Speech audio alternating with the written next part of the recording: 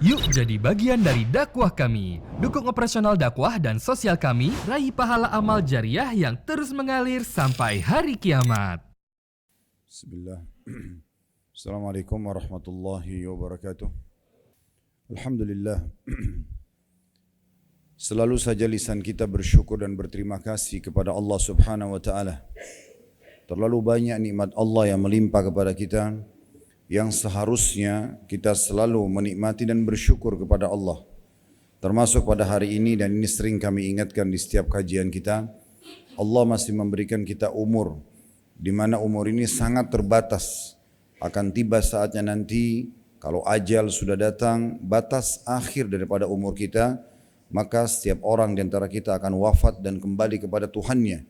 Terlalu banyak ayat Al-Quran yang berbunyi, wa ilaihin nusyur, wa ilaihin masir. Kepadanya lah kalian akan dibangkitkan, akan dikembalikan. Oleh karena itu, bila Allah Subhanahu wa taala masih memberikan kepada kita waktu dan umur, jangan disia-siakan. Maksimalkan di atas tujuan kita diciptakan. Allah sudah mengekalkan dari 1400 tahun lebih yang lalu dan terus akan ditelawakan oleh orang-orang beriman sampai menjelang hari kiamat nanti. Wa ma khalaqtul jinna wal insa illa liya'budun. Aku tidak ciptakan jin dan manusia kecuali untuk menyembah dan mengabdi kepadaku. Alhamdulillah, di subuh ini pun Allah mudahkan kita masih bisa mengisi tujuan kita hidup, yaitu solat subuh berjamaah, ibadah kepada Allah Subhanahu wa taala dan hadir dalam majlis ilmu. Maka Bapak Ibu sekalian, rahiman rahimakumullah, pertahankan baik-baik semua ini sampai seseorang di antara kita meninggal dunia nanti. Allah berfirman, "Wala tamutunna illa wa antum muslimun." Dan jangan sampai kalian meninggal dunia kecuali dalam keadaan Islam. Dalam ayat lain, wa'bud rabbaka hatta ya'tiyakal yakin. Dan sembahlah Tuhanmu sampai datang kepadamu kematian. Selanjutnya kita panjatkan salam hormat kita kepada manusia yang paling pantas untuk dihormati, juga dimuliakan, dijadikan sebagai suri tauladan. Dialah orang yang telah dijadikan oleh Allah Subhanahu wa taala penutup para nabi dan rasul. Tidak lagi utusan Allah setelah beliau, dan orang yang sudah sempurna dari seluruh sisi hidupnya, jalur nasabnya, fisiknya, akhlaknya, dan puncaknya dipilih menjadi utusan Allah dan untuk seluruh alam semesta. Serta orang yang sukses menjadi seorang suami, ayah, anak, sahabat, saudara, saudagar, politikus, dan apapun yang merupakan target dan tujuan orang-orang mengejar urusan dunia, semua sudah didapatkan atau ada pada diri manusia terbaik ini. Plus lagi, beliau adalah manusia terbaik yang mendapatkan al-wasilah, istana di surga yang paling tinggi dan paling mewah. Oleh karena itu, buah tidak akan jauh dari pohonnya kalau kita menjadikannya sebagai suri tauladan, mencintainya dan mengucapkan salam kepadanya. Dan dijanjikan bagi orang yang mengucapkan salam sekali saja kepada manusia terbaik ini, akan dibalas oleh Allah Subhanahu wa taala dengan 10 kali salam, yang maknanya Allah akan berikan pahala yang melimpah, diampuni dosa-dosanya, diangkat derajatnya, dan juga dipenuhi kebutuhannya. Oleh karena itu sangat wajar setelah memuji Allah, alhamdulillah atas nikmat kita masih bisa beribadah kepadanya, kita juga mengucapkan salawat dan taslim kepada Nabi besar Muhammad sallallahu alaihi wa ala alihi wa sahbihi wasallam. Setelah 2 pekan kurang lebih taklim kita sempat libur karena Allah masih mengamanahkan kami untuk membimbing jemaah umrah. Maka alhamdulillah kami sini kita kembali melanjutkan kajian kita. Semoga Allah ikhlaskan niat dan juga Allah berikan kepada kita semuanya ilmu yang bermanfaat dan dimudahkan kita untuk mengamalkan. Seperti biasa kita akan lanjutkan bedah buku Sahih At-Targhib Tarhib. At-Targhib Tarhib disusun oleh Al-Mundhiri rahimahullah, lalu ditelusuri kembali hadis-hadisnya dan hanya diangkat serta juga diterbitkan yang sahih dan hasan saja oleh Syekh Albani rahimahullah. Maka buku ini bernama Sahih At-Targhib Tarhib. Dan kita masih dalam kitab Tahara, bab baru, bab ke-6, masalah ancaman menunda mandi junub tanpa alasan. Dalam bab ini tentunya ada 2 buah hadis saja, dan setelahnya kita akan pindah ke bab yang ke-7, lanjutan bahasan kita masih di kitab Tahara tentang masalah wudu.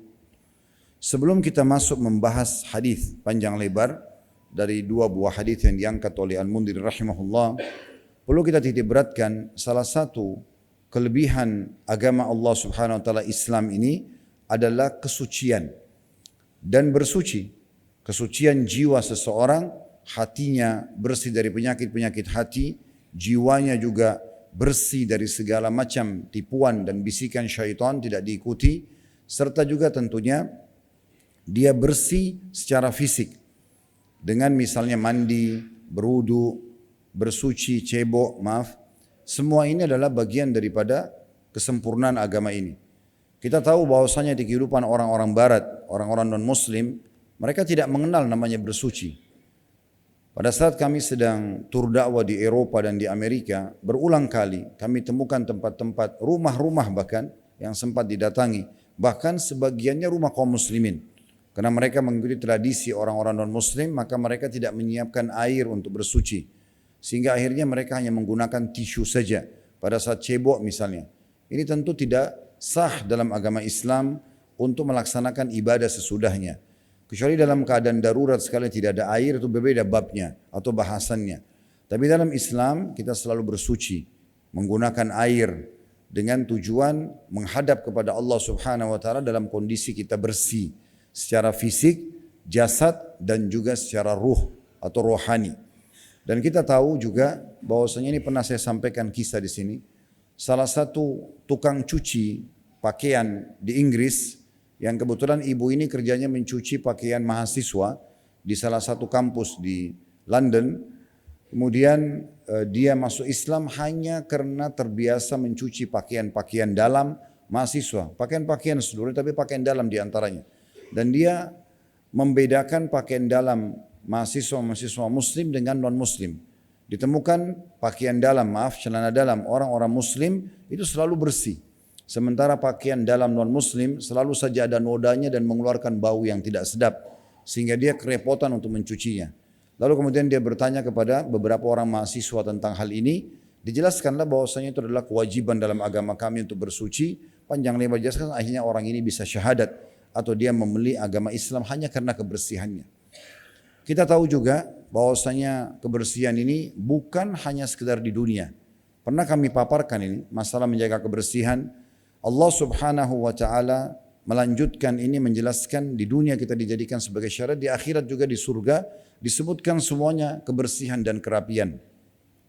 Kalau di dunia Allah Subhanahu wa taala menjadikan kita memiliki rasa gerah dan kita tidak nyaman dengan gerah itu. Kalau kita keringat misalnya, umumnya semua fitrahnya manusia tidak suka.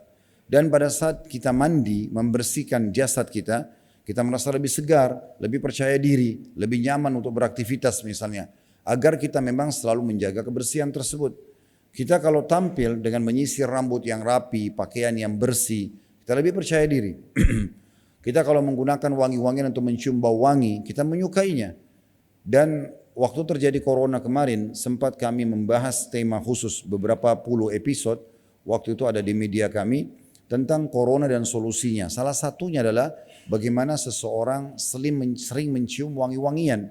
Karena kalau dia mencium wangi-wangian, maka itu membuka ya hal-hal atau banyak dalam dirinya yang membuat dia lebih lapang dadanya, lebih nyaman hidupnya, lebih terbuka fikirannya. Oleh karena itu Nabi SAW memang mengatakan dicintakan dunia kalian kepadaku karena adanya wanita yang dicintai. Ada ibu, ada tante, ada saudari, ada anak, ada istri, dan juga wangi-wangian. Kita tahu dalam Islam ini sangat diajarkan luar biasa gitu.